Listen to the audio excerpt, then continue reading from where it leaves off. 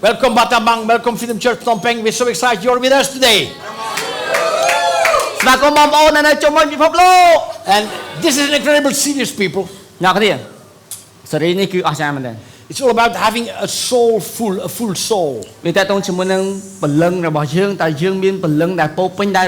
Often we spend hours before the mirror to see if we look on the outside very good.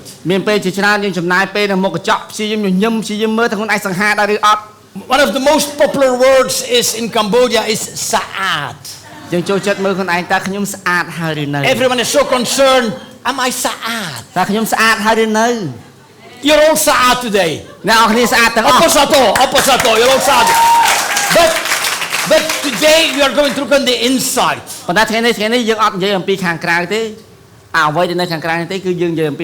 are going to look about how we really are. And if you were here last week, we said that as a human we exist out of three parts: body, soul, and spirit. And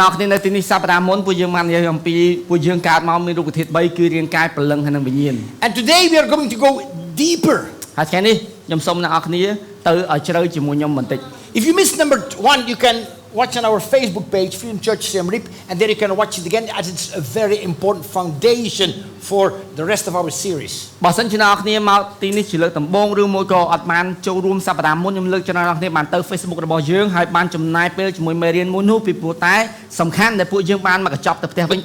I've told you, today we are going to go deeper. Ready to go deeper in who we are? And I believe God is going to touch our hearts. I think even He will do more. He is going to turn patterns in our life. He is going to flip over stuff in your life which is not okay.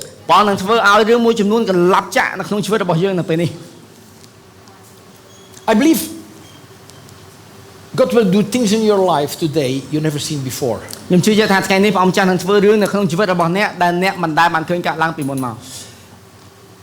some of us in the past we have tried different things to find peace for our souls.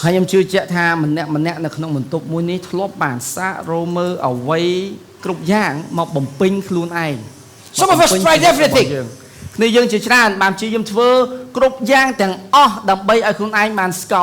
But today God says, I want you to look what I can do in your life. I'm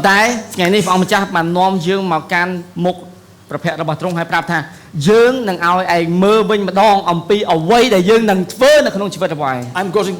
to cause a shift in your life. So you need to have faith. You need to be willing to allow God to work in you and to come into you and to touch you. And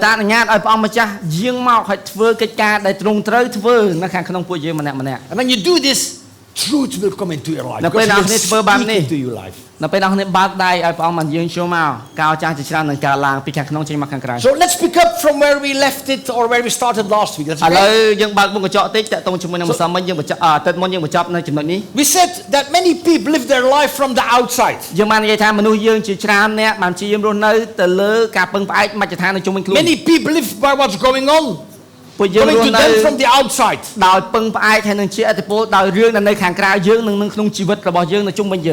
And we all, during the week, many things happen to all of us.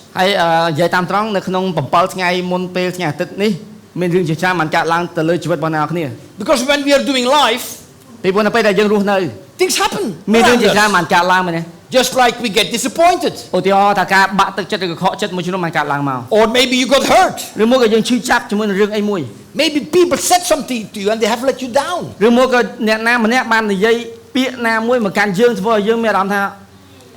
And many people, they live their life by this, by what happened around them.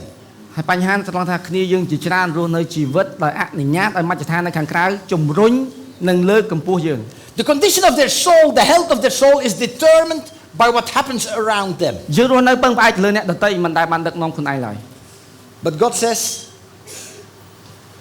you can control this. ប៉ុន្តែថ្ងៃនេះព្រះអង្គម្ចាស់មានព្រះបន្ទូលថាយើងអាចគ្រប់គ្រងនៅអ្វីដែលកើតឡើងចំពោះយើងបាន It's possible to actually live from the inside out. វាអាចដែលយើងអាចរស់នៅចេញពីខាងក្នុងទៅខាងក្រៅវិញ It's possible not to be determined by the things that happen around you. វាអាចទប់នៅអ្វីដែលយើងស្រូបយកនៅក្នុងស្រូបយកមកចូលក្នុងជីវិតរបស់យើងហើយប្រាប់ថាមិនអនុញ្ញាតឲ្យរឿងហ្នឹងជាឥទ្ធិពលមកកាន់ខ្ញុំឡើយ And okay guys, it's okay. We cannot change the things that happens around us. They happen. សុំទោសមិនអាចបញ្ឈប់ចាប់មិនឲ្យជួបអាចដាក់ក្បាលយើងបានទេ And they have an impact on us. តែយើងអាចគេចពីវាបាន But it's all about how you respond to what happens to you. ប៉ុន្តែខ្ញុំចង់និយាយថាគឺជាការឆ្លើយតបដែលយើងនឹងឆ្លើយតបបែបណាជាមួយនឹងស្ថានភាពដែលកើតឡើងក្នុងជីវិតរបស់យើង So wherever you are, it's possible to live a life stress free. អញ្ចឹងមិនថាអ្នកនរគ្នានៅអាយុប្រមាណនៅក្នុងវណ្ណៈអ្វីមកពីកន្លែងណាអ្នកនរគ្នាអាចរស់នៅជីវិតដោយមិនមាន stress. It's possible to live a life worry free. អ្នកនរគ្នាអាចរស់នៅជីវិតមួយដែលមិនបាច់មានការបារម្ភ It's possible to live a life without being hurt. យើងអាចរស់នៅជីវិតមួយដែលមិនមានការឈឺចាប់ Without disappointments. មិនមានការខកចិត្ត If we only follow what God says. បើសិនជាយើងស្ដាប់ហើយនឹងធ្វើតាមនៅអ្វីដែលទ្រង់ចង់មានព្រះបន្ទូលមកកាន់យើង Because we can't fulfill ourselves, only He can. ពួកអ្នកគ្នាសុំទោសអ្នកគ្នាយើងមិនអាចបំពេញជីវិតរបស់យើងបានទេមានតែព្រះជាម្ចាស់ទេអាចបំពេញជីវិតរបស់យើងបាន So when we ask the question, how do we live our life from the inside out? ចាំបើយើងសួរថាចុះធ្វើម៉េចឲ្យខ្ញុំរស់នៅពីខាងក្នុង There's a very important thing we have to know. មានរឿងជាច្រើនដែលយើងត្រូវតែយល់ We have to understand the power of our words. អ្នកគ្នាត្រូវតែយល់ពីអំណាចនៃពាក្យសម្ដី This is what Jesus said. នេះគឺជាអ្វីដែលព្រះយេស៊ូវមានព្រះបន្ទូល Jesus said a good man brings good things out of the good stored up in his heart. An evil man brings evil things out of the evil stored up in his heart. For the mouth speaks what the heart is full of. ព្រះយេស៊ូវមានព្រះបន្ទូលថាមនុស្សល្អតែងប្រព្រឹត្តល្អព្រោះចិត្តរបស់គេល្អរីឯមនុស្សអាក្រក់តែងប្រព្រឹត្តអំពើអាក្រក់ព្រោះចិត្តរបស់គេអាក្រក់តែបិទមាត់របស់មនុស្សតែងស្រដីចេញនៅអ្វីដែលមានពោពេញនៅក្នុងចិត្តរបស់គេ So if you live around someone who is angry, បើសិនជាយើងរស់នៅចិត្តអ្នកដែលខឹងសម្បា he is angry about someone, គាត់ខឹងជាមួយនរណាម្នាក់ទេ and he wants to take revenge. ហើយគាត់ចង់យកឈ្នះឬក៏ចង់ If you live around that person, soon you will hear him saying this. បើយើងរស់នៅចិត្តមនុស្សបែបហ្នឹងឆាប់គាត់នឹងនិយាយពាក្យមួយចំនួនដែលពោពេញនៅក្នុងចិត្តរបស់គាត់ Because anger and the desire to take revenge is going to come out of his heart, out of his mouth. ពីព្រោះអ្វីនៅក្នុងចិត្តរបស់យើងឆាប់វានឹងហៀចេញមកខាងក្រៅតាមរយៈមាត់របស់យើងដែលយើងមិនតិចផ្ដាសាគេយើងស្ដីឲ្យគេយើងខឹងគោវាយកបីពេញហ្នឹងឯង And that's what happened in all of our lives. វាកើតឡើងក្នុងជីវិតរបស់យើងឯង Things come out of our mouth and they come from our heart. មានរឿងមួយចំនួនដែលយើងនិយាយទៅឲ្យប៉ះពាល់ទៅអ្នកដទៃពីព្រោះតែវាហៀចេញពីចិត្តរបស់យើងមក Now when your emotions are king, នៅពេលនោះយើងអនុញ្ញាតឲ្យអារម្មណ៍របស់យើងជាអ្នកគ្រប់គ្រងជីវិតយើង incredible things flow out of your mouth. អូបើអ្នកគ្នាឲ្យអារម្មណ៍អ្នកគ្នាគ្រប់គ្រងអ្នកគ្នាចាំមើលទៅមិនដឹងពាក្យស្អីខ្លះទេចេញពីយើងមក So Jesus says you have to watch out what you have stored up in your heart because it will come out. ដូច្នេះព្រះយេស៊ូវមានព្រះបន្ទូលថាប្រយ័ត្ននៅអ្វីដែលចេញពីមាត់របស់យើងពីព្រោះវាអាចប៉ះពាល់ទៅអ្នកដទៃ In the same way, if you have stored up good things in your heart, good things will come out of your mouth. ប៉ុន្តែបើសិនជាចិត្តយើងពោពេញដោយរឿងល្អកិច្ចការល្អនឹងចេញពីមាត់យើងមក And I don't know you guys, but we people we always focus on what's in our heart. We dwell on what's in our heart. អ្នកគ្នាខ្ញុំ We ដឹង think about it. ពួកយើងជាច្រើនតែងតែរស់នៅជីវិតដែលពឹងផ្អែកលើអារម្មណ៍ហើយយើងមើលទៅលើចិត្តរបស់យើងមើលចិត្តរបស់យើងស្ដាប់ចិត្តរបស់យើងគ្រប់ពេល And things that happens to us, that we've experienced, we keep them in our heart. ហើយមានរឿងមួយចំនួនក៏យើងលាក់ទុកក្នុងចិត្តរបស់យើងដែរដែលយើងមិននិយាយចេញមកខាងក្រៅទេ And then they come out. ប៉ុន្តែនៅពេលដែលវាហៀ boom. So when you reinforce what's in your heart and you start speaking it out, you are in big trouble. អ្នកគ្នាបើសិនជាចិត្តរបស់អ្នកផ្ទុះហើយអ្នកគ្នាចាំមើលមាត់របស់អ្នកគ្នាទៅចាំមើលទៅ Because words have power. ពីព្រោះពាក្យសម្ដីរបស់យើងមានអំណាច The Bible says your words bring life or death to people. ព្រះបន្ទូលមានក្នុងពីព្រះបន្ទូលថាពាក្យសម្ដីរបស់យើងធ្វើឲ្យមនុស្សស្លាប់ឬក៏ឲ្យមនុស្សរស់ឡើងវិញ So when your emotions reign, ចាំបើសិនជាយើងឲ្យអារម្មណ៍របស់យើងគ្រប់គ្រង and not your mind reigns, ប៉ុន្តែយើងមិនឲ្យការគិត សំបញ្ញៈរបស់យើងគ្រប់គ្រងនោះទេ You speak out what you feel. អ្នកនរគ្នាចាំមើលតែពាក្យអ្វីដែលខ្ញុំមានអារម្មណ៍បែបណាខ្ញុំនឹងបញ្ចេញមកទាំងអស់ And you speak before you think. ហើយពាក្យច្រើនយើងនិយាយអត់គិត And flips, it's there. ដែលឃើញរូបមួយមាត់បើកមកកណ្ដាប់ដៃចេញមកប៊ឹម I've experienced that in my marriage. អេកើតឡើងក្នុងអាពាហ៍ពិពាហ៍ We had an argument. ចាំមិនប្រពន្ធនិយាយយេះខ្លាំង And things have been said to each other. យើងនិយាយគ្នាយើងអាចឆ្លោះគ្នាយើងអាចទាស់យើងពិភាក្សាគ្នាទេមុនដំបូង And now some of what I said I regret because it came out of anger. ពិភាក្សាគ្នាទេប៉ុន្តែដោយសារវាទាស់ចិត្តរបស់យើងចាប់តាមបោះពាក្យមួយទៅកណ្ដាលមុខរបស់គេយើងចាប់ជប់បើសិនខ្ញុំអាចលេបពាក្យហ្នឹងបានខ្ញុំអាច Anger was in my heart. ប៉ុន្តែ Came out. វាកំហឹងនៅក្នុងចិត្តរបស់យើងអាភាពដែលវាមិនល្អវាកើតឡើងមកវាចេះទៅកាន់ដៃគូមកខាងទៀត God said to me, you have to be careful what you speak out, what comes out of your mouth. បើមានព្រះបន្ទូលមកកាន់ខ្ញុំថាត្រូវតែប្រយ័ត្ននៅអ្វីដែលឯងនិយាយ And this thing here, នេះ it's very small, អាមួយអាចឆ្អឹងនេះ but it guides the direction of your life. នេះអ្នកគ្នាអាចរស់នៅដោយអានេះដឹកនាំ And I need to train this one every day. ខ្ញុំត្រូវនាំវាទៅហាត់ប្រាណថ្ងៃ Say, you go to the gym. ហាត់ប្រាណ And the Bible says that I can train that thing. ហើយព្រះគម្ពីរបាននិយាយថាយើងអាចបង្វឹកអណ្ដាតយើងបាន So I will think first. គិតសិន I will think first about what's coming to come out of my mouth. គិតមុនពេលនិយា And យ then I speak it. បន្ទាប់មកបានខ្ញុំនិយាយ Sometimes we don't know even what's coming out of our mouth. ពេលខ្លះអ្នកគ្នាថាខ្ញុំបាននិយាយរឿងហ្នឹងដែរខ្ញុំបាននិយាយទេ Because we're so used to blah blah blah, DJ, blah blah blah everywhere. អាពាក្យជាភាសាអាពេលដែលពងយើងណែនទ្រូងហើយយើងនិយាយអីដល់អត់គិតទេស្អែកឡើងមកយើងចាប់តាមខ្ញុំបាននិយាយ That's who I am. I'm talking all the time. ឬក៏អ្នកខ្លះគាត់ថាខ្ញុំកើតមក I'm like this. I'm a talker. I'm talking. ជាភាសាពេលយើងឆ្លោះគ្នាខ្ញុំអញ្ចឹង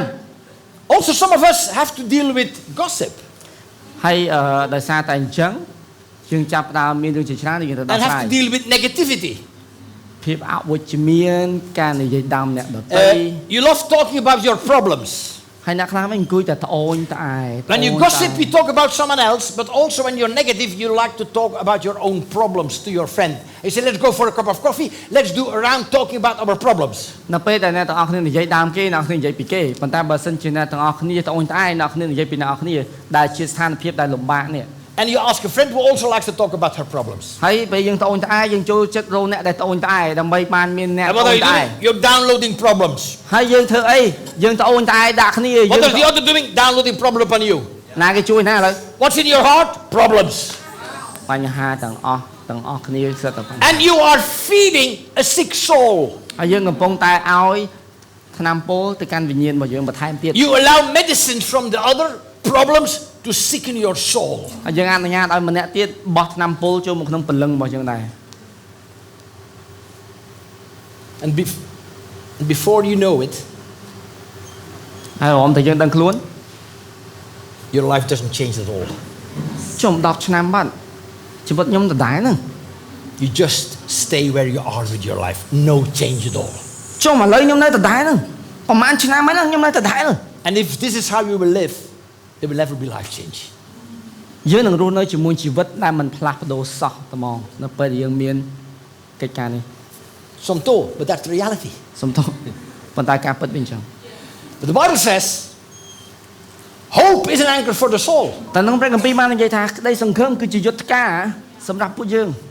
You don't have to live like this all the time of your life. There's hope for your life. បើសិនជាយើងអញ្ចឹងយើងអាចរស់នៅអញ្ចឹងទៀតនោះទេពីព្រោះតែព្រះគម្ពីរប្រាប់ថាយើងមានសង្ឃឹម There is hope for every person hearing this word យើង today. អាចផ្លាស់ប្ដូរបានវាមានសង្ឃឹមសម្រាប់ការផ្លាស់ប្ដូរ If you get around Jesus in your life, បើសិនយើងនៅក្បែរព្រះយេស៊ូវ and you get around church, បើសិនយើងនៅក្បែរក្រុមជំនុំ and you get around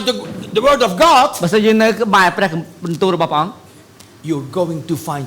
hope for your life. អ្នកគ្នានឹងរកឃើញសង្ឃឹមនឹងកើតមានឡើង For every situation, for every circumstance, how bad it could be. សម្រាប់គ្រប់គ្នាទាំងអស់សម្រាប់ស្ថានភាពគ្រប់យ៉ាងទាំងអស់មិនថាវាអាក្រក់យ៉ាងណាយើងមានសង្ឃឹម You will find hope. យើងនឹងរកឃើញសង្ឃឹមរបស់យើង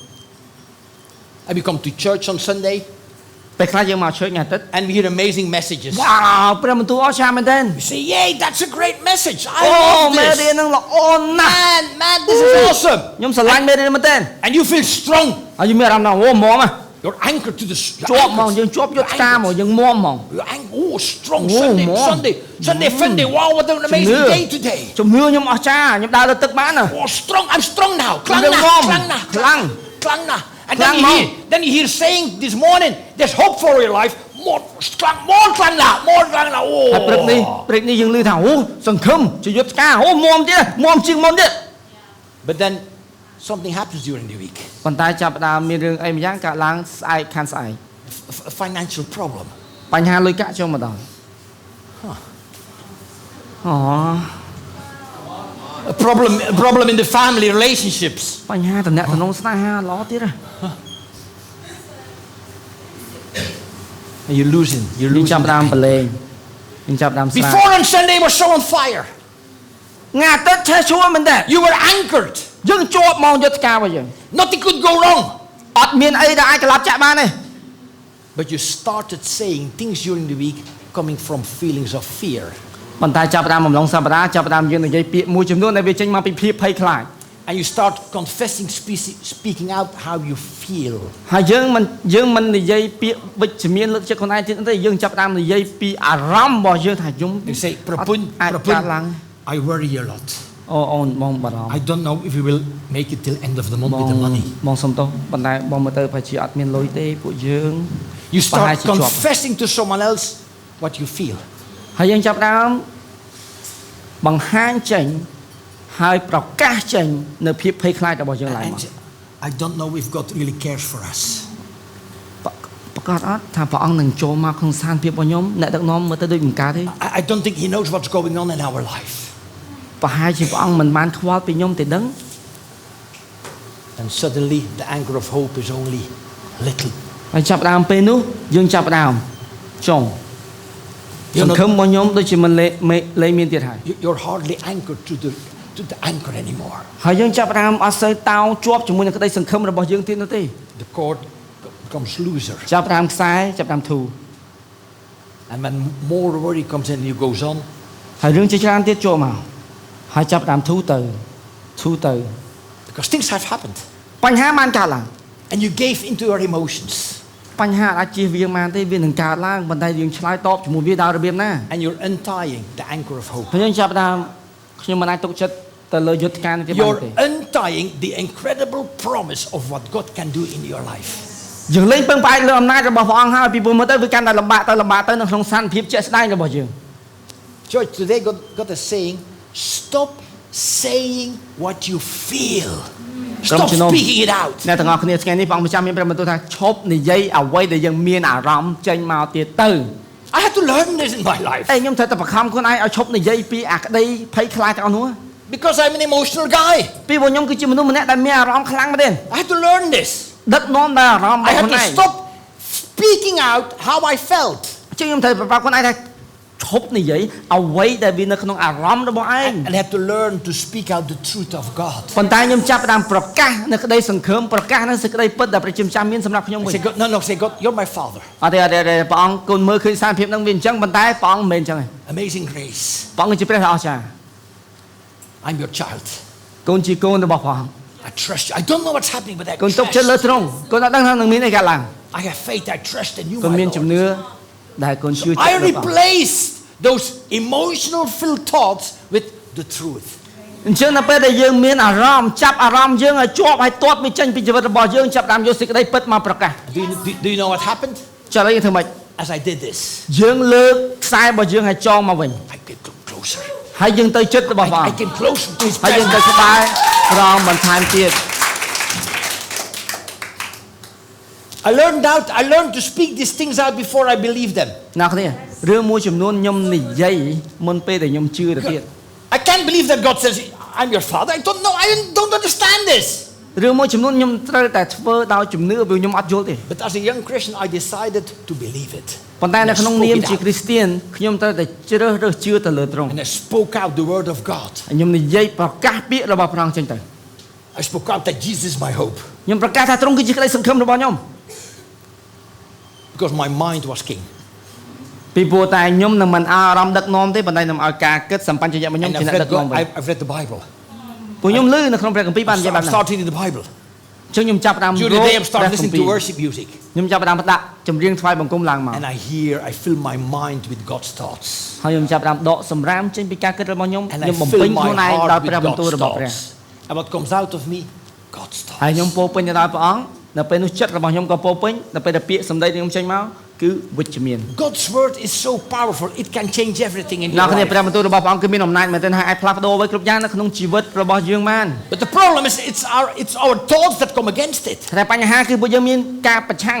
នៅខាងក្នុងការគិតរបស់យើង And we allow doubt to come in. ហើយយើងអនុញ្ញាតឲ្យការសង្ស័យវាលួចចូលមកក្នុងទ្វាររបស់យើងហើយវាប្រយុទ្ធជាមួយយើង And the result is no life change. You just go on living the same old way. បើអ្នកទាំងអស់គ្នារស់នៅជីវិតដែលមិនប្រយ័ត្នជាមួយនឹងចោលទាំងអស់នោះវានឹងចូលមកលួចអ្នកទាំងអស់គ្នាវាយបំបាក់អ្នកទាំងអស់គ្នាហើយអ្នកទាំងអស់គ្នាមិនអាចផ្លាស់ប្ដូរបានឡើយ That's exactly how people leave the church. មនុស្សចេញពីក្រុមជំនុំដោយសារហេតុអីគឺបែបហ្នឹងឯង They loosen the anchor of hope. ពួកគេបាត់បង់យុទ្ធការនៃជំនឿហើយ While God still loves them unconditionally. ប៉ុន្តែព្រះអង្គមិនខ្វល់អំពីកំហុសដែលពួកយើងបានធ្វើទេមែនអត់ When God still says, I'm caring for you. អេយើងបារម្ភពីណាយើងបារម្ភពីណាយើងនឹងលើក They លែង throw ទៅ it អត់ឯ away. ង God តែ still យើង says, បា I ន have a great future and a plan for you. But they loosen the anchor. ប្រឡែងនៅសេចក្តីជំនឿរបស់យើងប្រឡែងនៅក្តីសង្ឃឹមរបស់យើងពីព្រោះតែយើងស្ដាប់អារម្មណ៍ Last month you said, yeah, I'm ready set to go. ខែមុនខ្ញុំប្រាប់ថាយ៉ានខ្ញុំតាមណៃដល់ចុងផែនដីខ្ញុំរៀបចំខ្លួនឯងដើម្បីរួចរាល់ But something happens តែពេលហ្នឹងស្អែកឡើងមានបញ្ហាកើតឡើង with your money លុយអត់មាន or with family situation. ឬមួយក៏គ្រួសារមានបញ្ហាមែនទេ And this is what happens to you. ហើយកិច្ចការនេះបានកើតឡើង You loosen the anchor and you grow cold. យើងបាត់យុទ្ធការរបស់យើងហើយយើងទៅជាដុំឈើដែលត្រជាក់ I'm not going to go to church because I don't feel well. ឈើអីទៀតខ្ញុំមានអារម្មណ៍ទេ I don't feel good. I'm overwhelmed with all the things that happens around me. បញ្ហាច្រើនខ្ញុំអត់ទៅជួយទេទៅអីបានទៅវិញ And you grow cold. បានអីមកវិញទៅជួយ And you walk away. ហើយចាប់តាម And you say, I struggle in my life. ទុកឲ្យខ្ញុំអ្នកដោះស្រាយជីវិតរបស់ខ្ញុំអ្នកទៅនាំបាច់ចូលមក My life is not okay. ជីវិតរបស់ខ្ញុំអត់ជីវិតមិនមកល្អទុកឲ្យខ្ញុំអ្នកដោះស្រាយ Because you've undone the anchor for your life. ពីព្រោះយើងបលែងខ្សែយុទ្ធការរបស់យើងហ្នឹង Because you have not dealt with unresolved hurt. ពីព្រោះយើងអត់ព្រមដោះស្រាយបញ្ហានៅត្រង់គ្រីស្ទានដែលមិនដោះស្រាយដែលយើងទុកនៅបំណុលជីវិតរបស់យើងរហូតដើម្បីមិនឲ្យអ្នកដទៃបានចូលមកហើយយើងទៅជាអស់កម្ដៅ And church, I see this happening all the time. ឯអ្នកខ្ញុំឃើញកិច្ចការហ្នឹងកើតឡើងគ្រប់ពេល People have everything to be anchored strongly, even in the storms of life. They have everything. អ្នកគ្នាពួកយើងមានគ្រប់យ៉ាងទាំងអស់ដើម្បីប្រឈមមុខជាមួយនឹងព្យុះភ្លៀងនៃជីវិតរបស់យើង But they untie their anchor and they enter in emotional chaos. កប៉ាល់របស់យើងនៅពេលដែលព្យុះភ្លៀងមកយើងជាប់នឹងយុទ្ធការវាគ្មានរង្គើឡើយប៉ុន្តែនៅពេលយើងប្រឡែងយុទ្ធការរបស់យើងចាប់តាមរស័ព្ទអណ្ដែត Because you spoke what you thought instead of speaking out what God says about you. ពីព្រោះយើងមើលទៅលើបច្ចុប្បន្ននៅខាងក្រៅហើយយើងអនុញ្ញាតឲ្យវាជះឥទ្ធិពលមកកាន់ជីវិតរបស់យើងហើយយើងចាប់តាមអស់សង្ឃឹម And that's why people ending up walking away from church. ហើយវាជាហេតុផលដែលគ្រីស្ទានជាច្រើនបានឈប់មកក្រុមជំនុំពីព្រោះតែពួកគេបានរស័ព្ទអណ្ដែត And they finally walk also away from God. ហើយពួកគេមិនត្រឹមតែចេញពីក្រុមជំនុំពួកគេចេញពីព្រះជាម្ចាស់ No life change. នៅពេលពួកគេចេញពីព្រះជាម្ចាស់គ្មានជីវិតផ្លាស់ប្ដូរកើតឡើងនោះទេ I think church, this is so huge for all of us. ឯអ្នកទាំងអស់គ្នាក្រុមជំនុំអស្ចារ្យមែនទែន And of course we all struggle. អ្នកគ្នាទោះបីជាក្រុមជំនុំល្អបំផុតប៉ុណ្ណាក៏ដោយក៏នៅតែមានបញ្ហាដែរ I don't know you, but I struggle every week. ខ្ញុំមិនដឹងថាអ្នកគ្នាមានបញ្ហាទេប៉ុន្តែខ្ញុំមានបញ្ហារាល់សប្តាហ៍ I get attacked in my mind with wrong thoughts. ខ្ញុំត្រូវបានទទួលបានការប្រយុទ្ធនៅក្នុងការគិតរបស់ខ្ញុំ But I've learned to decide then, is this a good thought that's coming in or is that a bad thought? ប៉ុន្តែខ្ញុំត្រូវរៀនគិតពីអ្វីដែលខ្ញុំកំពុងតែគិតតែគំនិតរបស់ខ្ញុំនេះនាំឲ្យខ្ញុំរីកចម្រើនគឺឬក៏នាំឲ្យខ្ញុំបានធ្លាក់ចុះ And I've learned to recognize if it's a bad thought, a negative thought filled with doubt, and it's interrupting my thoughts, I stop doing this and I start to pray. ហើយខ្ញុំគិតជាមួយនឹងគំនិតរបស់ខ្ញុំតើវាពាក់ខោអាវអីគេចូលមកវាពាក់ខោអាវនៅភាពភ័យខ្លាចភាពបរាជ័យ ភាពស្អាតអត់មានសុវត្ថិភាពតើវាគឺជាគំនិតបែបណាហើយខ្ញុំបានរកឃើញថាខ្ញុំត្រូវតែមិនអនុញ្ញាតឲ្យកិច្ចការនោះកើតឡើងតែខ្ញុំជ្រើសរើសសង្ឃឹម Where does your stress come from? ចុះឥឡូវអ្នកគ្នា stress មកពីណា Where does worry come from? អ្នកគ្នាបារម្ភមកពីណា From undisciplined, negative thinking. អ្នកគ្នាបារម្ភអ្នកគ្នា stress មកអ្នកគ្នាអត់ចេះរៀនគិតឲ្យបានល្អមកពីអ្នកគ្នាគិតរញ៉េរញ៉ៃ What does the Bible say? Don't worry for anything. Don't be anxious, but in every situation, by prayer and petition, with thanksgiving, present your requests to God. ព្រះគម្ពីរបាននិយាយថាសូមកុំខ្វល់នឹងអ្វីឡើយផ្ទុយទៅវិញក្នុងគ្រប់កលៈទេសៈទាំងអស់ត្រូវទូលព្រះជាម្ចាស់ឲ្យជ្រាបពីសំណូមពររបស់បងប្អូនដោយអធិដ្ឋាននិងទូលអង្វរទាំងអរព្រះគុណព្រះអង្គផង So next week when you have a worry, ចឹងសប្តាហ៍ក្រោយឬក៏ស្អែកនៅពេលអ្នកគ្នាបារម្ភ give your worry to God. បងគុណថ្វាយទៅកាន់ទ្រង់ Instead of allowing it to break you down with all those negative feelings. ជាជាងដែលបើកទ្វារចំហរងចាំការបារម្ភចូលមកហើយតាំងបាក់ទឹកចិត្ត Pray. អធិដ្ឋាន Put worship on. ដាក់ចម្រៀងថ្វាយបង្គំឡើង Declares the truth. ប្រកាសពីសេចក្តីពិតដែលនឹងកើតឡើង Read the Bible. អានព្រះគម្ពីរ Go to the gym and beat your body. ទៅហាត់ប្រាណឡើងកុំអង្គុយផឹកហើយតាំងគិតសោកស្ដាយ God has planned for you to be anchored. អ្នកគ្នាព្រះអង្គមានផែនការសម្រាប់យើងឲ្យយើងជាប់ជាមួយនឹងទ្រង់ For each of us, doesn't depend where you are or what's happened before. He has planned for you to be anchored. គ្រប់គ្នាទាំងអស់មិនមានអ្នកណាម្នាក់ដែលមិនរាប់បញ្ចូលនៅក្នុងបន្ទប់មួយនេះ He has ទ្រង់ planned ចង់ for ឲ្យយើង you. បានជាប់ជាមួយនឹងទ្រង់ He has planned for you to use His word. ទ្រង់បានមានផែនការចង់ឲ្យយើងប្រើប្រាស់ព្រះបន្ទូលរបស់ទ្រង់ To ប្រយុទ្ធ use ជាមួយនឹង His សត្រូវវិញ words on your lips. ហើយប្រើវាឲ្យត្រឹមត្រូវនៅពេលដែលយើងកលាស់អណ្ដាតរបស់យើង Speak out God's words និយាយនៅអ្វីដែលទ្រង់សន្យា instead of the rubbish of our own thinking. ជាជាងស្ដាប់នៅអតីតកាលហើយនឹងអនុស្សាវរីយ៍ដែលជូរចត់ដកវាហើយដាក់ព្រះបន្ទូលចូលមកវិញ So you see, that happens. We take things in អ្នកគ្នាឃើញហើយពួកយើងទទួលយករឿងចូល and ម we ក let words coming out. ពួកយើងទទួលយករឿងចូលមក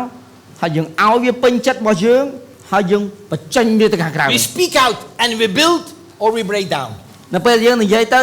វាអាចបំបាក់គេឬក៏អាចលើកគេឡើង We speak and we encourage or we discourage. យើងលើកទឹកចិត្តឬក៏បំបាក់ទឹកចិត្តគឺនៅត្រង់ពាក្យរបស់យើង We laugh with others or we praise them. យើងសើចចំអកឲ្យអ្នកដទៃឬក៏យើងសរសើរអ្នកដទៃ It all comes from that flow within us. វាមកពីការដែលពោពេញនៅខាងក្នុងយើង What do you allow to come into your heart? តើអ្វីដែលអ្នកគ្នាកំពុងតែ Think about it for a អនុញ្ញាត moment. ឲ្យចូលក្នុងចិត្តរបស់អ្នកគ្នានៅពេលនេះ24ម៉ោងមុនអ្នកគ្នាបាននិយាយគេខ្លះ What are you watching? What are you talking? What do you allow to come into your អ្នក heart? គ្នាបានមើលអីគេខ្លះអ្នកគ្នាបានស្ដាប់ឮអីខ្លះអ្នកគ្នាបានទទួលយកអីខ្លះចូលមក Let me tell you what happened to me.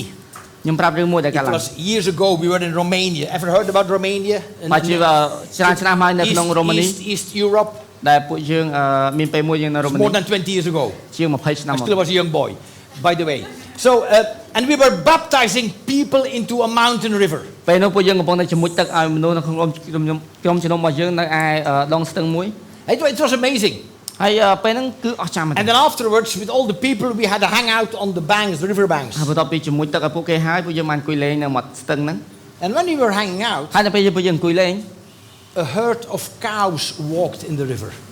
មានវងគោមកក្រៅបានដើរមកទឹកហ្នឹង But you have to know, ប៉ុន្តែអ្នកគ្នាត្រូវដឹងថា it was a very hot day. ថ្ងៃហ្នឹងគឺក្តៅខ្លាំងណាស់ I just had drunk before. ខ្ញុំ of the បាន water. ខ្ញុំបានទៅផឹកទឹកអូហ្នឹងពីព្រោះវាក្តៅខ្លាំងពេក And now the cows were pooping into the river. ហើយដល់ពេលខ្ញុំផឹកទឹកនោះហើយមកស៊ូខ្ញុំឃើញគោមកខ្ញុំសង្ស័យប៉ុណ្ណឹងមកធ្វើវាដល់ពេលវាមកដល់ហ្នឹងវានោមផងវាជុះផងដាក់ទៅទឹកហ្នឹង I had drunk that rubbish. ហើយខ្ញុំថាចំអាទឹកហ្នឹងអញផឹកមិនតា That's how most of us live our life. ប៉ុន្តែវាជារូបភាពមួយដែលឆ្លុះបញ្ចាំងពីជីវិតរបស់យើងគឺជាការរស់នៅរបស់យើងប្រ We ចាំថ្ងៃ allow to drink and be allowed to come rubbish in our life. រាល់ថ្ងៃគ្រាន់តែបើកទូរស័ព្ទមកបើក Facebook មកបើកទូរទស្សន៍មកគឺយើងទទួលយកសម្រាមជាច្រើន We feed our soul with unhealthy stuff. ដល់ពេលដែលអ្នកជិតខាងរបស់យើងនិយាយឆ្លោះគ្នាយើងទទួលយកវាចូលមកដែរ And this will rob us from God's best for our life. ហើយដល់ពេលយើងទទួលវាមកសិតតែរឿងអវិជ្ជមានដែលវាបំផ្លាញព្រលឹងរបស់យើង So you have to understand that as a human, we have two basic emotions. ចឹងអ្នកគ្នានៅក្នុងនាមជាមនុស្សអ្នកគ្នាត្រូវតែដឹងថាយើងមានអារម្មណ៍ពីរ And they cause a flow in us, those two ហើយ emotions. កិច្ចការពីរហ្នឹងវាជំរុញយើងឲ្យរស់នៅ The first is fear. ទី1ផ្លូវមួយគឺភាពភ័យខ្លាច This is a basic emotion of fear. នេះគឺជាមូលដ្ឋានគ្រឹះដែលភាពភ័យខ្លាចវាជំរុញកាន់ជីវិតរបស់យើងមានអីគេខ្លះ For many people, this is their dominant emotion in their life. សម្រាប់អ្នកគ្នាមួយចំនួនអ្នកគ្នារស់នៅជីវិតពឹងផ្អែកទៅលើភាពភ័យខ្លាចទាំងស្រុង They basically fear everything, have fear of everything. ស្អីក៏ខ្ញុំខ្លាចដែរ They live their life fear-based. យើងផ្ដោតទៅលើភាពភ័យខ្លាចតែមុខគាត់ And fear causes cynicism and hurt. ហើយភាពភ័យខ្លាចធ្វើឲ្យយើងប្រកាន់វណ្ណៈធ្វើឲ្យយើងអួតអាងធ្វើឲ្យយើងអីផ្សេង You know, what he has said to me hurt me so អេ badly. ម្នាក់ហ្នឹងនិយាយមកកាន់ខ្ញុំឈឺណា I've experienced that before. I'm going to close my heart. អូខ្ញុំនឹងបិទចិត្តរបស់ខ្ញុំមក I'm not going to go to open up my life anymore. ខ្ញុំនឹងឈប់តាក់ទងមួយណាគេទាំងអស់ I'm going to be careful and watch out. ខ្ញុំនឹងប្រយ័ត្នឲ្យកាន់តែ Because មែនតើ I don't want to be hurt again. ព្រោះខ្ញុំមិនចង់ឈឺចាប់ទៀតទេ Comes from fear. វាមកពីភាពភ័យខ្លាច I'm going to control my life. អូចាប់ថ្ងៃទៅខ្ញុំនឹងគ្រប់គ្រងជីវិតរបស់ខ្ញុំ Because when I was younger, I was not in control of my life. ពីព្រោះតែពេលខ្ញុំធំធាត់ឡើងមកខ្ញុំអាចបានគ្រប់គ្រងវាបានល្អទេ But now I'm going to control my life. តែឥឡូវខ្ញុំនឹងគ្រប់គ្រងជីវិតរបស់ខ្ញុំ I'm going to control things in my life. ខ្ញុំនឹងគ្រប់គ្រងវាបានល្អ It has to happen. It's up to me. ហើយអ្វីគ្រប់យ៉ាងគឺស្ដេចទៅលើខ្ញុំ And you don't give your things to your heavenly Father. ហើយយើងអាចឲ្យព្រះអង្គមកជួយយើងទេសូម្បីតែព្រះអង្គក៏យើងអាចចូលមកដែរកុំមកខ្វល់ជាមួយជីវិតរបស់ខ្ញុំទុកឲ្យខ្ញុំអ្នកគ្រប់គ្រង I'm going to control. ខ្ញុំនឹងគ្រប់គ្រង Pride. តោះមកអំនួតឡើងមក And then rejection and blame. តោះមកការបដិសេធហើយនឹងការ If ស្ដី I បន្ទោស only was better, if I only was born in a better family. អូបើខ្ញុំកើតមកមានជាងហ្នឹងបន្តិច If I only could live in America, then my life would be great. បើកើតនៅអាមេរិកដល់ឡយហ្មង Because you think I've missed the best from my life. អត់ល្អ That's why you សោះ say this. ជីវិតរបស់ខ្ញុំតើមើលអាអ្នកចិត្តខាងតើមើលអាអ្នករៀនជាមួយសិតតែល្អជាង Comes from fear. ចាប់ដើមមកពីអីភាពភ័យខ្លាច Shame, a big thing. Shame, a big thing in our ភាពអា nation. ម៉ាស់ Shame. ភាពអាម៉ាស់ Where does shame come from? តើភាពអាម៉ាស់កើតឡើងនៅពេលណា You've made a mistake. យើងបង្កើតកំហុស You failed. ហើយថាអូអញខុសទៀត You feel shame all over you. អញខុសជាលើកមកជាលើក And you លើកជាច្រើនតែខុស keep quiet. ហើយយើងចាប់ដើមលេងចង់ធ្វើអីខ្លាចខុសទៀត And this is មកធ្វើអី and this is what the enemy wants to do in your life. ណាជាអ្វីដែលសត្រូវរបស់យើងព្យាយាមបំបាក់យើងព្យាយាមវាយជើងយើងឲ្យដួល He loves to build fear in your life. វាចូលចិត្តណាស់នៅពេលដែលយើងភ័យខ្លាចវាសប្បាយចិត្ត He builds it so fear can be a dominant emotion in our life. វាបង្ករឿងមួយចំនួនឲ្យកើតឡើងដើម្បីឲ្យយើងបាក់ជាមួយនឹងភាពភ័យខ្លាចរបស់យើង A sick soul has this flow. នេះព្រលឹងដែលអត់ល្អមានកិច្ចការទាំងអស់នេះ Check your life. Is there a flow of fear in your life? ឥឡូវមើលជីវិតរបស់យើងតើយើងមានការហូរចូលនៃភាពភ័យខ្លាចនៅក្នុងជីវិតដែរឬទេ When you keep saying how you feel, នៅពេលយើងចេះតែបង្ហាញអារម្មណ៍របស់យើងមក you reinforce how you feel, នេះក៏យើងជំរុញអារម្មណ៍របស់យើងឲ្យវាដឹកនាំយើង and you never get free. អូអ្នកគ្នាមិនដែលមានសេរីភាពឡើយ And that's exactly why we're doing in 2 weeks the Liberty Week. អញ្ចឹងហើយបាន2សប្តាហ៍ទៀតពួកយើងនឹងនាំសប្តាហ៍ដែលមានសេរីភាពចូលមក Because God says, I want to see freedom come over ព្រះ all អង្គ of ចង់ us. ឲ្យយើងរស់នៅជីវិតដែលមានសេរីភាព God has a greater plan for each of us. ព្រះអង្គមានផែនការដ៏អស្ចារ្យសម្រាប់ម្នាក់ៗនៅក្នុងបន្ទប់មួយនេះ Also, the flow you have in your life right now often comes from how you have been raised. អ្នកគ្នារបៀបអ្នកគ្នាធ្វើសកម្មភាពនៅពេលនេះវាជាក់ទៅពលមកពីការធំធាត់ឡើងរបស់អ្នកគ្នាផងដែរ For example, if your parents made money king in their life, ឧទាហរណ៍ថាឪពុកម្ដាយរបស់យើងចាត់ទុកលុយគឺជាព្រះ you've heard saying, we're going to have money because it's money that makes us happy. យើងធ្លាប់ឮពាក្យគាត់ផ្ដាំយើងថាកូនណាកុំឲ្យក្រណាធ្វើមិនក៏ដោយត្រូវតែរលលុយឲ្យ And បាន as a child, you heard these things all the time. ចឹងយើងឮពាក្យទាំងអស់ហ្នឹង And it's now part of your thinking too. ឥឡូវវាចាប់ផ្ដើមជាផ្នែកមួយនៃជីវិតរបស់យើងខ្លាចក្រ And you believing the lie that if you have money, ហើយយើងឮពាក្យថាបើសិនមានលុយមានអ្វី if គ្រប់ you យ៉ាង only have a house, បើសិនយើងមាន if ផ្ទះ you មាន only អ្វី have គ្រប់ a យ៉ាង car, បើ if សិន you យើង only មាន have a ឡា lot ន of material stuff, មានសម្ភារៈ then និ you យម will be happy. ហើយយើង Have នឹង a ស soul ប្បាយ full. ចិត្តនៅពេលយើងមានកិច្ចការទាំងអស់នោះយើងសប្បាយចិត្ត It only causes insecurity. នៅពេលអ្នកដេញតាមលុយតាមឡានតាមសម្ភារៈនិយមវានឹងធ្វើឲ្យអ្នកអសុវត្ថិភាព And just more disappointments. ហើយវានឹងធ្វើឲ្យអ្នក ខកចិត្តម្ដងហើយទៅម្ដងទៀតពីព្រោះតែអាឡានទៅទិញហ្នឹងគេចេញសេរីថ្មីទៀតនោះ And hopefully one day you will understand that life is not about stuff. ខ្ញុំសង្ឃឹមថាថ្ងៃណាមួយអ្នកនរនឹងយល់ថាជីវិតរបស់យើងមិនអាចពឹងផ្អែកទៅលើរឿងនៅខាងក្រៅនោះទេ Hopefully one day you will understand life is about relationships. សង្ឃឹមថាថ្ងៃណាមួយអ្នកនរនឹងយល់ថាជីវិតគឺជាការទំនាក់ទំនង And how relationships work. ហើយទំនាក់ទំនងវាចាប់ផ្ដើមនៅពេលណា You will understand that they work through love, វាចាប់ផ្ដើមនៅពេលដែលយើងមានសេចក្តីស្រឡាញ់ not fear-based. មិនមែនភាពភ័យខ្លាចនោះទេ You know, many people have problems in their life, គ្នាយើងជាច្រើនមានបញ្ហាក្នុងជីវិត just like loneliness, ដូចជាភាពឯកា or they have addictions, ឬមួយក៏ញៀន because they have grown up around broken relationships which came out of fear. ដោយសារតែយើងមិនធំធាត់ឡើងក្នុងគ្រួសារមួយដែលបាក់បែកនៅពេលនោះភាពភ័យខ្លាចគ្រប់លំដាប់ទៅលើយើងភាពឯកាកើតឡើងនៅក្នុងជីវិតរបស់យើង And now there's hurt and rejection in your life. ហើយយើងចាប់ផ្ដើមឲ្យតែគេប៉ះការជឿចាប់យើងបន្តិចយើងរោដូចគោអញ្ចឹង So my question is there something in your life regarding fear you have to deal with? តើមានភាពភ័យខ្លាចនៅក្នុងជីវិតរបស់បងប្អូនដែរទេដែលបងប្អូនត្រូវដោះស្រាយនៅថ្ងៃនេះដោះស្រាយឬមិនដោះស្រាយ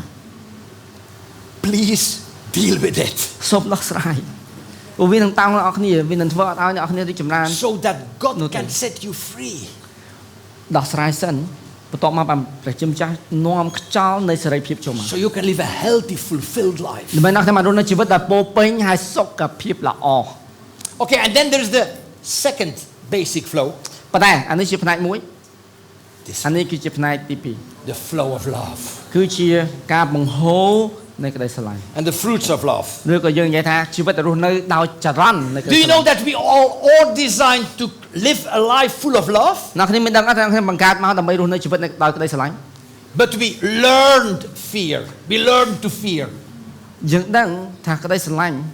មាននៅក្នុងយើងប៉ុន្តែយើងជ្រើសរើសភាពភ័យខ្លាច But love is in us. ប៉ុន្តែក្តីស្រឡាញ់នៅក្នុងយើងហើយ We can live. We can give love a go. យើងអាចឲ្យសេចក្តីស្រឡាញ់ដឹកនាំយើងម្ដងអី And confidence will grow in you. នៅពេលយើងឲ្យសេចក្តីស្រឡាញ់ដឹកនាំយើងទំនុកចិត្តរបស់យើងនឹងកើតមានឡើង Fruit of love. Confidence will grow in you. ផលផ្លែ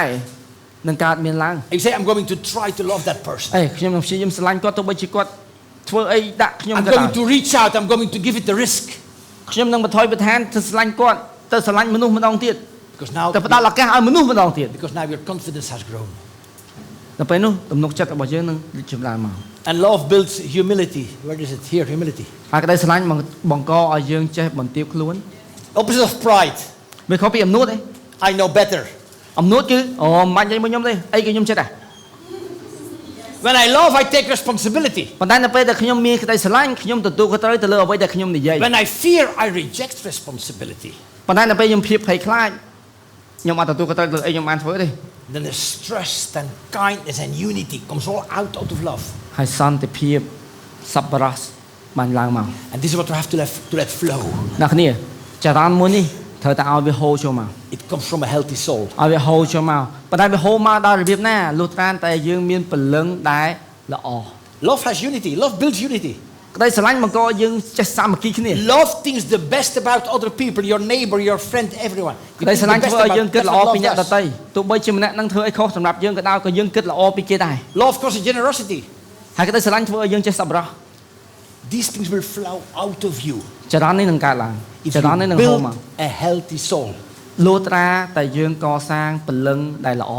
And we all can have this flow. Maybe say, we all can have this flow. ពលឹងល្អមិនធ្វើមិនបានអ្នកគ្នាអាចធ្វើបាន It starts with saying, I'm going to change my mind. វាចាប់ផ្ដើមនៅពេលយើងប្រាប់ថាខ្ញុំនឹងផ្លាស់ប្ដូរការគិតរបស់ខ្ញុំ I'm going to move from an unhealthy soul to a healthy soul. ខ្ញុំនឹង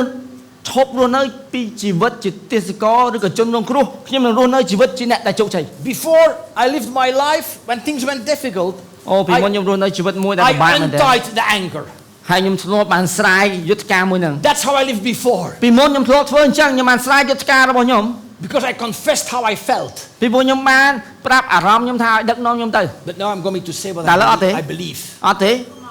ខ្ញុំនឹងចងខ្លួនឯងវិញ I will speak out what I believe. ខ្ញុំនឹងនិយាយទៅលើអ្វីដែលខ្ញុំមាន I will come closer to God. ខ្ញុំជឿជាក់ថាព្រះអង្គមានអ្វីដែលអស្ចារ្យសម្រាប់ខ្ញុំ That's the change we all can make.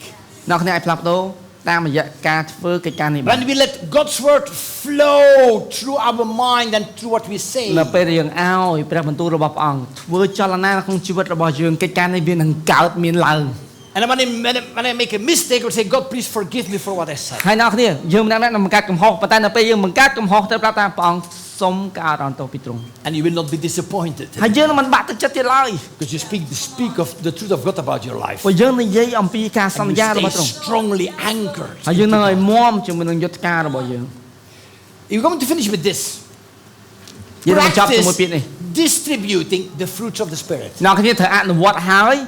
បញ្ចេញអំណាចទាំងអស់នេះដែលជាផលផ្លែនៃព្រះវិញ្ញាណ So let me talk to you. If you are a Christian, អូខេបើសិនយើងជាគ្រីស្ទានហើយ and I mean when you are born again, ខ្ញុំមានន័យថាបើអ្នកគ្នាបានជឿព្រះ when យេ you have ស៊ូវហើយ invited Jesus in your life and you believe in Jesus, អ្នកគ្នាបានជឿទៅលើព្រះយេស៊ូវហើយ let me tell you, all of this is in you. បើសិនយើងជឿព្រះយេស៊ូវហើយផលផ្លែទាំង9នេះនឹងកើតមានឡើងនៅក្នុងពួកយើង Maybe you don't know where, but it's in you. បើយើងអត់ដឹងថាចំនៅកន្លែងណាទេផ្លែអីនៅណា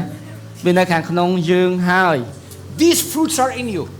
ផលផ្លែទាំងអស់នេះគឺនៅខាងក្នុងបងប្អូន Because you cannot separate Jesus from these fruits. ព្រោះបងប្អូនមិនអាចញែកព្រះយេស៊ូវចេញពីផលផ្លែនេះបានឡើយ He is these fruits. ព្រះអង្គគឺជាផលផ្លែទាំងអស់នេះ And before you lived under the power of the enemy, ពីមុនយើងរស់នៅជាមួយនឹងភាពភ័យខ្លាច I said to you, it's okay to believe your feelings. អូយទៅខ្វល់ស្អីឯងគិតមិននិយាយចឹងទៅមានអារម្មណ៍មិននិយាយចឹងទៅ But then Jesus came តែព្រះយេស៊ូវយាងមកដល់ as the anchor of your soul. ផ្លាស់ប្ដូរការគិតរបស់យើង And he started producing these things in you. ហើយទ្រង់បានដកភាពភ័យខ្លាចចេញហើយឲ្យផលផ្លែទាំង9នេះបានកើតមានឡើង And he started growing all those things, all those fruits in you. ទ្រង់មិនត្រឹមតែដាក់នៅក្នុងជីវិតរបស់យើងប៉ុន្តែទ្រង់ពង្រីកផ្នែកទាំងអស់ហ្នឹងឲ្យវាធំធាត់ឡើង And now you can say and speak out because it comes from your mind. I'm going to distribute love. នៅពេលដែលយើងមានក្តីយើងមានកិច្ចការទាំងអស់នេះនៅពេលដែលយើងនិយាយបងពេញទៅដោយក្តីស្រឡាញ់ I'm going to choose joy. អេខ្ញុំនឹងរើសអំណរទោះបីជាខ្ញុំពិបាកវេទនាយ៉ាងណាក៏ដោយ I'm going to choose patience. ខ្ញុំនឹងអត់ធ្មត់ទោះបីជាគេចុចបតុងក្រហមរបស់ខ្ញុំយ៉ាងម៉េចក៏ដោយ It's not going to come in 1 month. ប៉ុន្តែវាមិនកើតឡើងមួយខែទេ But if you choose it, it will come. ប៉ុន្តែបើយើងជ្រើសរើសបញ្ញាចិត្តធ្វើកិច្ចការមួយនេះវានឹងកើតឡើង Kindness. វានឹងកើត I believe we all can be kinder in the world we live in. ខ្ញុំជឿថាអ្នកនរគ្នាអាចសប្បុរសជាងមុនអាចចិត្តល្អជាងមុននៅក្នុងពិភពលោកទី It មុន breaks down insecurity. It breaks down fear when we are kind towards others. នៅពេលដែលយើងចិត្តល្អយើងនឹងបំបែករាល់ភាពភ័យខ្លាច What happens? Love flows out of us, ដែលស្រឡាញ់នឹងកើតមានឡើង out of your soul, ចេញមកពីព្រលឹងរបស់យើង out of a healthy soul. ចេញមកពីព្រលឹងដែលល្អរបស់យើង Start producing goodness, ចាប់ផ្ដើមបង្ហាញក្តីល្អឡើង faithfulness, gentleness. ជំនឿការដែលយើងជួយ And អ្នក then ដ here, ទៃ this one here, self-control. Oh, ចុងក្រោយការទប់ self-control. ចិត្តត្រូវចេះទប់ចិត្តកុំឲ្យចិត្តរបស់យើងវា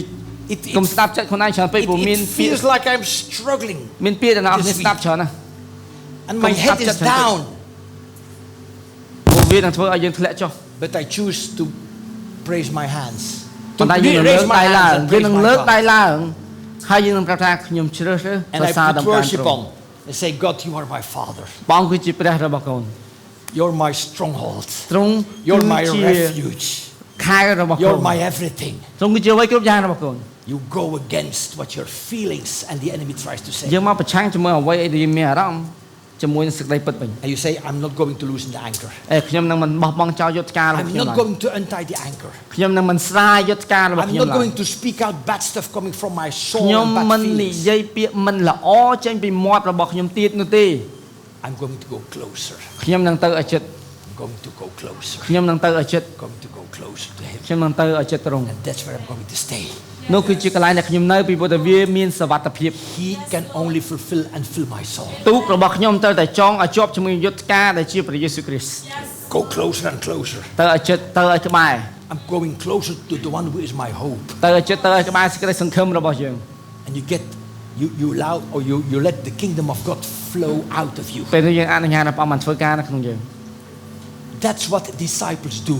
នេះហើយគឺជាអ្វីដែល disciple គេធ្វើ They go and make disciples and they let love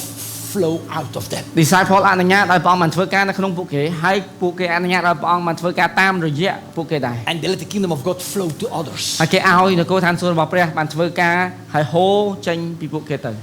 One day we're going to finish with this. One day Jesus was talking about the flow. មានថ្ងៃមួយដែលព្រះយេស៊ូវបាននិយាយអំពីការហូរចេញ He said a flow will come from your inner being, from your soul. ការហូរចេញវានឹងចេញមកពីព្រលឹងរបស់យើង And it's going to satisfy you, that flow. ការហូរចេញមួយនោះ វានឹងធ្វើឲ្យយើងស្កប់ស្កល់ You will never be hungry, you will never be thirsty again. យើងនឹងមិនស្រេកទៀតនៅឡើយនៅពេលយើងមានការបង្ហូរ Because មួយ the flow that will come from you is living water. ព្រោះការបង្ហូរមួយនោះគឺជាទឹកដែលមានជីវិត A flow of living water will come out of you. គឺជាទឹកដែលមានជីវិតដែលនឹងហូរចេញពីយើងទៅ That's going to happen to you នឹងកើតឡើងចំពោះយើង when you surrender to Jesus. នៅពេលយើងប្រើព្រះអង្គគុណចុះចាស់